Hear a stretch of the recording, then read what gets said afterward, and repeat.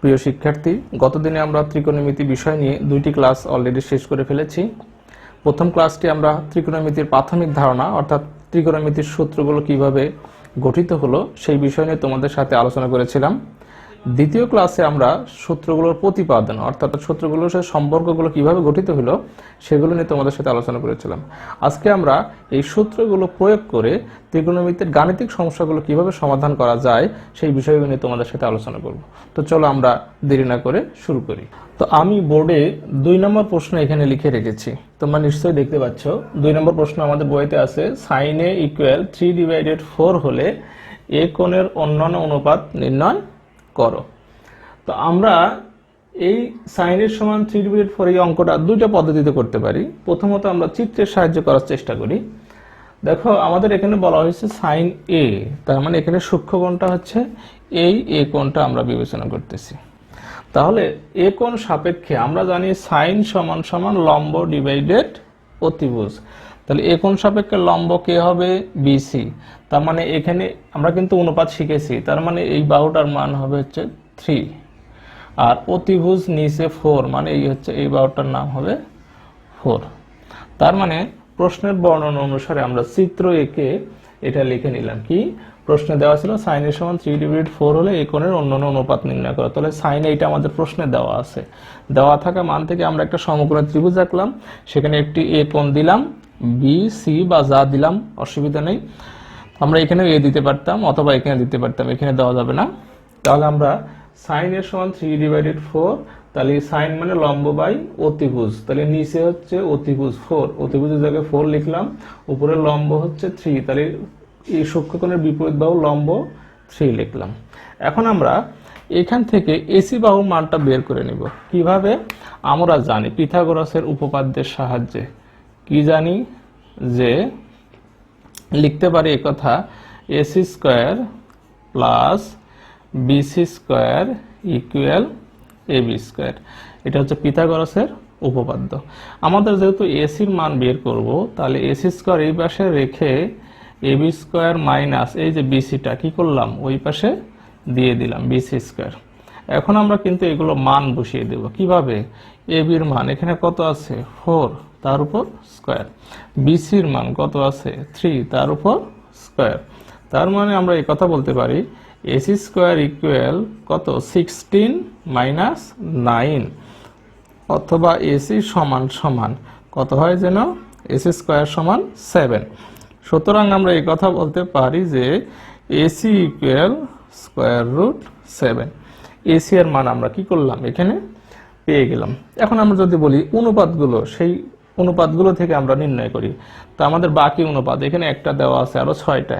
তাহলে cos, ধরো cos A সমান cos মানে কি ভূমি ডিভাইডেড অতিভুজ।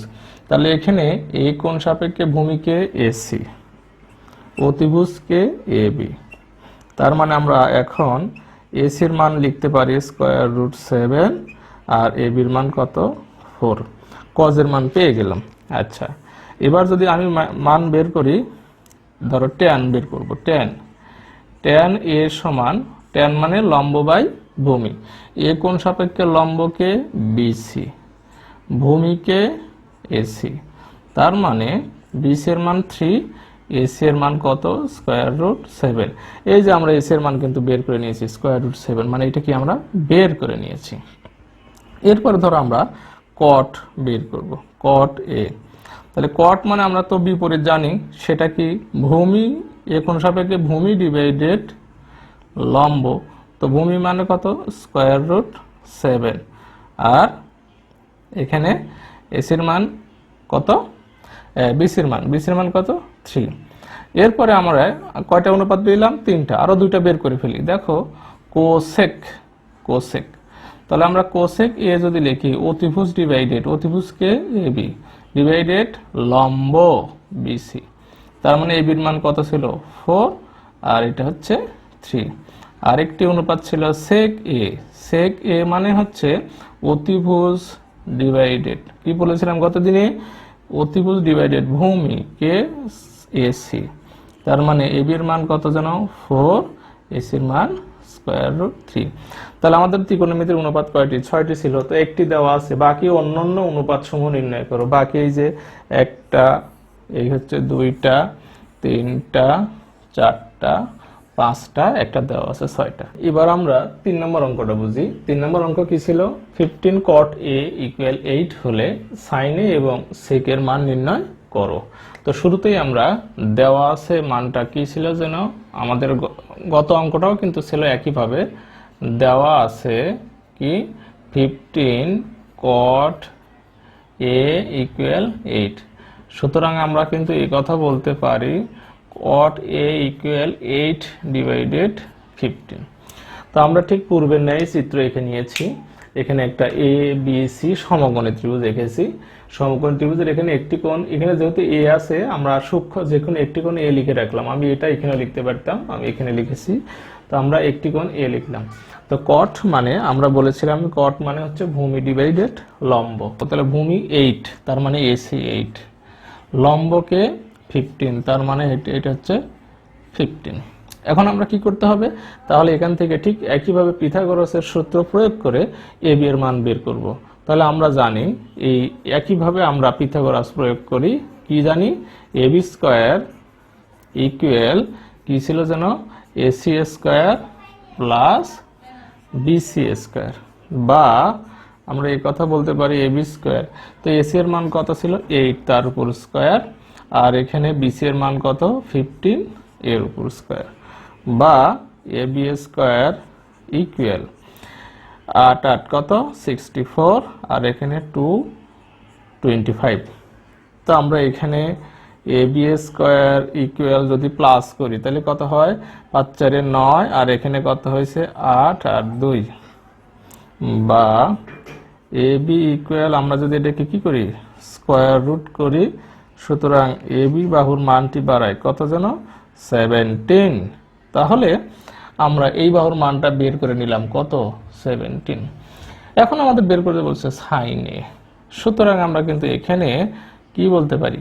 সাইন এ ইকুয়াল, তো সাইন মানে কি? লম্ব বাই অতিভুজ। তো লম্বকে এখানে বিসি, অতিভুজকে এ বি। তো আমরা এখানে বিসি এর মান কি ছিল যেন? 15, আর এ বি এর মান বের করে নিলাম কত যেন? 17। একইভাবে আরেকটা বলছে সেক এ, এবং আমরা এ মানটাও দেখিয়ে দেই সেক এ। তো সেক এ মানে কি ছিল? অতিভুজ ডিভাইডেড ভূমি। ভূমিকে যেন এসি, অতিভুজ বাই ভূমি। তো এখানে আমরা এ বি এর মান কত বের করে নিয়েছি? 17, এ বি এর মান 17, এসি এর মান কত যেন? 8। তাহলে আমরা যে দুইটি মান, শুধু এখানে আমাদের দুইটি মান বের করতে বলছে।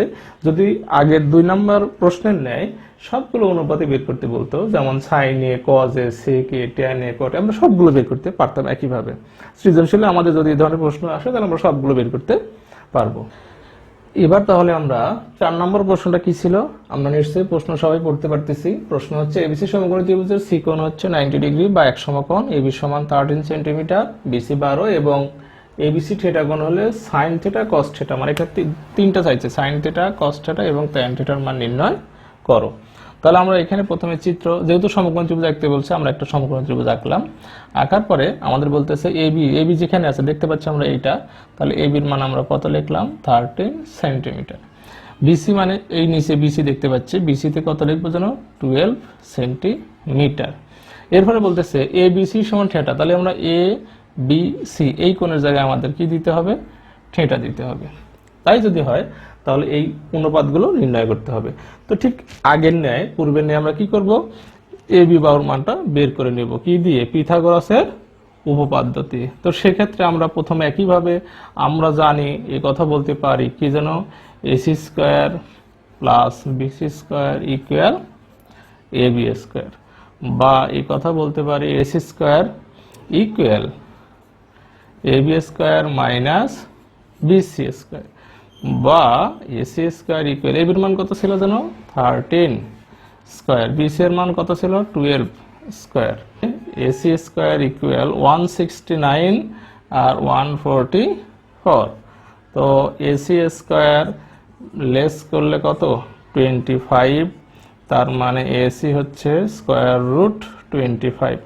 সুতরাং এসি এর মান কত পেলাম? 5।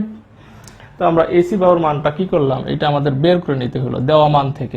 সুতরাং প্রথম অনুপাতটা আমাদের কি চেয়েছে, সাইন থিটা, তার মানে সাইন থিটা। আচ্ছা, থিটা কোণ এখানে, সাইন থিটা, থিটা কোণের সাপেক্ষে, থিটা কোণ সাপেক্ষে লম্বকে এসি, আমরা জানি সাইন মানে লম্ব ডিভাইডেড অতিভুজ, অতিভুজ কে যেন এবি, সাইনের অনুপাতকে লম্ব বাই অতিভুজ, তাহলে থিটা কোণ সাপেক্ষে লম্ব এসি, অতিভুজ হচ্ছে এবি, তাহলে এসি এর মান আমরা কত বের করে নিয়ে এলাম 5, আর এবি এর মান দেওয়া ছিল কত 13। এরপরে কি ছিল cos থিটা, তার মানে আমরা পরবর্তী মান cos থিটা ইকুয়াল, cos মানে কি ভূমি ডিভাইডেড অতিভুজ, থিটা কোণ সাপেক্ষে, তাহলে আমাদের ভূমি হচ্ছে বিসি, অতিভুজকে এবি, বিসি এর মান কত 12 আর এবি এর মান 13। আরেকটা মান আমাদের ছিল কত যেন tan থিটা, তার মানে tan theta equal, tan theta কোণ সাপেক্ষে লম্ব বাই ভূমি, লম্বকে এসি, ভূমিকে বিসি, এসি এর মান কত 5, বিসি এর মান কত 12। তাহলে আমাদের দেওয়া যে তিনটি অনুপাত, সেই তিনটি অনুপাত আমরা কি করলাম, বের করে নিলাম। এবার আমরা পঞ্চম প্রশ্নটি সমাধান করি। পঞ্চম প্রশ্নটি ছিল হচ্ছে এবিসি ত্রিভুজের বি কোণটি 90 ডিগ্রি বা এক সমকোণ, tan a equal square root 3, এবং তাহলে আমাদের প্রমাণ করতে হবে বা সত্যতা যাচাই করতে হবে যে square root 3 into sine A into cos A equal 3/4। তাহলে আমরা এই চিত্রের বর্ণনা অনুসারে, দেখো তো প্রথমে বলা হয়েছে প্রশ্নের বর্ণনায় দেওয়া আছে কি যেন, দেওয়া আছে tan a না, হ্যাঁ, তো দেওয়া আছে আমরা দেখতে পাচ্ছি tan a equal square root 3, বা এই কথা বলতে পারি tan a equal square root 3/1। এখন আমাদের প্রশ্ন তো বি কোণ 90 ডিগ্রি বা এক সমকোণ বলাই হয়েছে, এ কোণটা সূক্ষ্মকোণ, এই কোণ সাপেক্ষে আমরা জানি tan মানে লম্ব বাই ভূমি, tan মানে লম্ব বাই ভূমি, তাহলে উপরে লম্ব নিচেরটা ভূমি, লম্ব এখানে এ কোণ সাপেক্ষে লম্বকে বিসি, তাহলে বিসি হচ্ছে এটা স্কয়ার রুট 3, ভূমিকে এবি, এবির মান এখানে তাহলে কত 1। তাহলে এটা সাপেক্ষে আমরা কি করতে পারবো, পিথাগোরাস উপপাদ্য প্রয়োগ করে এসি এর মান বের করব। তাহলে আমরা এসি এর মান বের করার জন্য আমরা জানি এসি স্কয়ার ইকুয়াল কি বলবো, AB square plus BC square, বা এসি স্কয়ার ইকুয়াল এর মান কত জানো, এর মান 1 তার উপর স্কয়ার, বিসি এর মান স্কয়ার রুট 3 এর উপর স্কয়ার, তার মানে হচ্ছে এসি স্কয়ার ইকুয়াল 1, আর এখানে স্কয়ার রুট 3 কে স্কয়ার করলে কত 3, তার মানে এসি স্কয়ার ইকুয়াল কত 4, বা এসি ইকুয়াল স্কয়ার রুট 4। সুতরাং আমরা এই কথা বলতে পারি এসি সমান 2। এই মানটা আমরা এতক্ষণ বের করে নিলাম। এখন আমরা দেখতে পাচ্ছি প্রমাণ করতে চাইলে এই সাইনের মান লাগবে এবং কজের মান লাগবে। তাহলে আমরা শুরুতেই কি করি, সাইন এবং কজের মান বের করে নিই। দেখো আমাদের, সুতরাং এখানে এই কথা বলতে পারি যে সাইন এ ইকুয়াল, আচ্ছা সাইন মানে কি লম্ব বাই অতিভুজ, তাহলে সাইন এ কোণ সাপেক্ষে লম্বকে স্কয়ার রুট 3, অতিভুজকে এসি মানে কত 2, এবং আমরা এই কথা বলতে পারি যে কি বের করতে হবে, কজ এর মান, তার মানে আমরা এখানে এই কথা লিখতে পারি কজ এ সমান ভূমি ডিভাইডেড অতিভুজ, ভূমিকে 1 অতিভুজকে 2। আচ্ছা, সুতরাং আমরা এখানে এই কথা লিখতে পারি লেফট সাইডে কি ছিল বলতো, লেফট সাইডে ছিল হচ্ছে স্কয়ার রুট 3 সাইন এ আর হচ্ছে কজ এ। তো আমরা স্কয়ার রুট 3 ঠিকই রাখলাম। সাইনের মান দেখো এই মাত্র বের করছি কত, সাইনের মান হচ্ছে স্কয়ার রুট 3/2, আর কজের মান, এই কজের মান কত হাফ। তার মানে আমরা যদি স্কয়ার রুট 3 আর স্কয়ার রুট 3 গুণ করি তাহলে কি স্কয়ার রুট 3 স্কয়ার আর 2 দুগুণ কত 4, তার মানে 3/4। দেখো তো রাইট সাইড পাইছি না, সুতরাং সত্যতা কি করা হলো, সত্যতা যাচাই করা হলো। তাহলে আমরা এভাবে কি করতে পারলাম, এটারও সমাধান করে ফেলব। তাহলে এবার আমরা 6 নম্বর প্রশ্নটি একটু সমাধান করি। এগুলো সোজা আছে, আরো সোজা দেখতে পাচ্ছ। ক নম্বর প্রশ্নটা এখানে 6 এর ক, লেফট সাইড ছিল 1/sec স্কয়ার এ প্লাস 1/cosec স্কয়ার এ, এটা সমান সমান আমাদের যে 1 হয় এটা প্রমাণ করতে হবে। তো প্রথমত আমরা প্রশ্নটা এখানে বাম পক্ষটা লিখে নিলাম লেফট সাইড। তো আমরা জানি এখানে যদি 1/sec a লিখে হোল স্কয়ার দেই তাহলে মানের কোনো পরিবর্তন হবে না, কেননা 1কে স্কোয়ার করলে 1ই হয় আর সেককে স্কোয়ার করলে সেক স্কোয়ার। একইভাবে আমরা এখানেও কিন্তু এটাকেও এভাবে লিখতে পারি, কি যেন 1/cosec a লিখে হোল স্কোয়ার দিলাম। এখন 1/sec আমরা বলছিলাম সেকের একান্ত মানে ব্যস্ত অনুপাতকে কজ, সেকের ব্যস্ত অনুপাত কজ, তাহলে 1/sec মানে হচ্ছে কজ এ হোল স্কোয়ার ছিল দিলাম, আর কোসেকের ব্যস্ত অনুপাত সাইন, তার মানে 1/cosec মানেই হচ্ছে সাইন এ হোল স্কোয়ার। তাহলে আমরা জানি কস স্কোয়ার, এটাকে হোল স্কোয়ার ছিল দিলাম কস স্কোয়ার বানিয়ে, আর এটা সাইনের হোল স্কোয়ার ছিল দিলাম সাইন স্কোয়ার এ। তো আমরা কিন্তু সূত্র অলরেডি প্রমাণ করে আসছি, সেটা কি সাইন স্কোয়ার এ প্লাস কস স্কোয়ার এ ইকুয়াল 1 বা কস স্কোয়ার এ প্লাস সাইন স্কোয়ার ইকুয়াল 1। তার মানে এই দুইটার বর্গের যোগফল কি হয় 1 হয়। কি এটা রাইট সাইড নয় কি? তাহলে আমরা কি করলাম 6 ক করতে পারলাম। অনুরূপভাবে দেখো এটাও খুব ইজি, যেমন আমরা এটাকে একইভাবে লিখতেছি কি 1/cos a এটা লিখে হোল স্কোয়ার দিলাম মাইনাস এটা ছিল কি 1/cot a লিখে হোল স্কোয়ার দিলাম। এটা ছিল হচ্ছে খ নাম্বার আমাদের 6 এর খ। তো দেখো 1/cos স্কোয়ার এ মাইনাস 1/cot স্কোয়ার এর সমান 1 প্রমাণ করতে হবে, তো আমরা লেফট সাইড লিখে নিয়েছি, তারপরে একই আগের মতো 1/cos লিখে হোল স্কোয়ার দিলাম, 1/cot লিখে হোল স্কোয়ার দিলাম। তাহলে 1/cos মানে কি sec, আমরা বলেইছি যে 1/sec মানে cos, 1/cos মানে sec, তো হোল স্কোয়ার ছিল দিলাম। আর 1/cot মানেই হচ্ছে tan a বা 1/tan হলে cot, তাহলে 1/cot হলে tan আর 1/tan হলে cot। আচ্ছা, তো আমরা এখানে তাহলে কি করলাম sec স্কোয়ার হয়ে যায় আর এটা কি হয় tan স্কোয়ার হয়ে যায়। তো আমরা কিন্তু এটাও প্রমাণ করে আসছি পূর্বে গত দিনে, sec স্কোয়ার এ মাইনাস tan স্কোয়ার ইকুয়াল 1 হয়, এটাও রাইট সাইডে আমাদের 1 ছিল। তাহলে আমরা এখন 6 এর ক এবং খ করতে পারলাম। দেখো আমাদের প্রশ্নে 6 এর গ কি ছিল? প্রশ্নের 6 এর গ ছিল 1/sin স্কোয়ার এ মাইনাস 1/tan স্কোয়ার এ। তাহলে একইভাবে যদি আমরা লিখি এখানে 1/sin a লিখে কি করতে পারি হোল স্কোয়ার দিলাম, 1/tan a লিখে কি করব হোল স্কোয়ার দিলাম। তো 1/sin মানে কি বলতে পারি এখন কোসেক, এটা আমাদের ফর্মুলা হোল স্কোয়ার। আর 1/tan মানে কি বলতে পারি যেন cot a লিখে হোল স্কোয়ার দিলাম। তার মানে আমরা এখানে এই কথা বলতে পারি যে কোসেক স্কোয়ার এ মাইনাস কট স্কোয়ার এ, তার মানে এটা একটা ফর্মুলা আমরা প্রমাণ করেছিলাম, কোসেক স্কোয়ার এ মাইনাস কট স্কোয়ার এ ইকুয়াল কত যেন 1। এটা কি কোন সাইড ছিল? এটা ছিল আমাদের রাইট সাইড। তার মানে আমরা এখানে 6 এর ক খ গ তিনটি তোমাদেরকে এখানে করে দেখালাম, নিশ্চয়ই বুঝতে পেরেছো। এবার তাহলে আমরা 7 নম্বর অঙ্ক 7 এর ক এবং খ কি ছিল এটা দেখি। প্রশ্নটা ছিল হচ্ছে sin a by cosec a plus cos a by sec a, এটা সমান সমান আমাদের 1 প্রমাণ করতে হবে। তাহলে আমরা লেফট সাইডে প্রথমে লিখে নিছি, তারপরে এখানে আমরা এই খাতা কিন্তু এভাবে লিখতে পারি। দেখো sin a লিখে আমরা বলতে পারতাম যে 1 ডিভাইডেড cosec a, কারণ এই sin a 1 এর সাথে গুণ করলে sin a by cosec a হবে। আবার এখানেও তাই, আমরা কিন্তু cos a লিখে ইনটু দিয়ে 1/sec a লিখতে পারতাম, কারণ cos 1 এর সাথে গুণ করলে 1 cos/sec a হবে।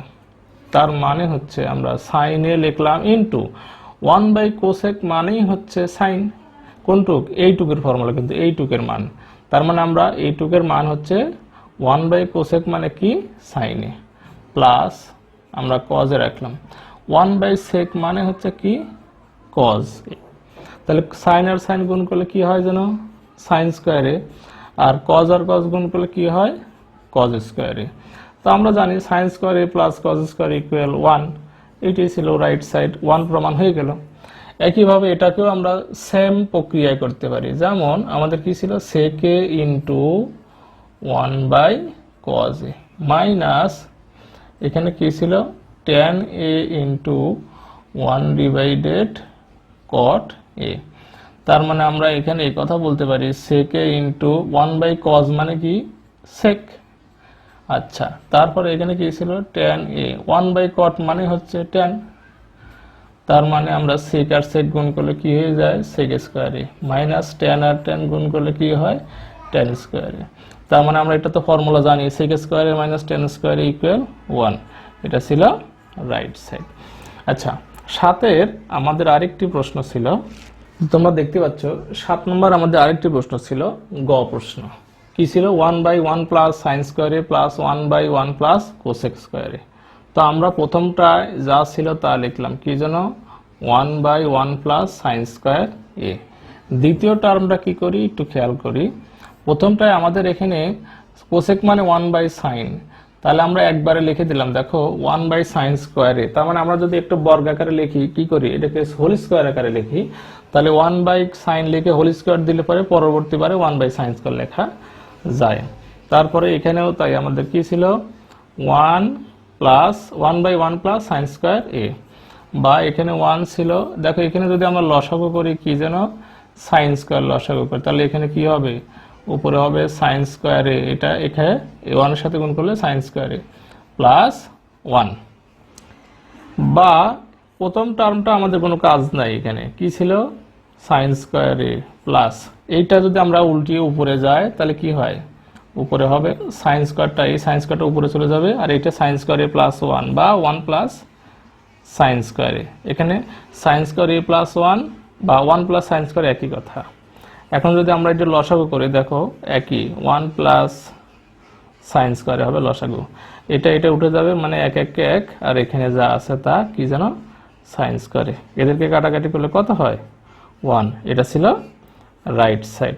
তার মানে আমরা আজকে 2 নম্বর প্রশ্ন থেকে তোমাদেরকে 7 নম্বর প্রশ্নর শেষ পর্যন্ত যা ছিল তোমাদের সমাধান করে দেখালাম। আশা করি সবাই বুঝতে পেরেছো। আগামী দিনে আমরা এর পরবর্তী অঙ্কগুলো সমাধান করে দেওয়ার চেষ্টা করব। সবাই ভালো থেকো, আল্লাহ হাফেজ।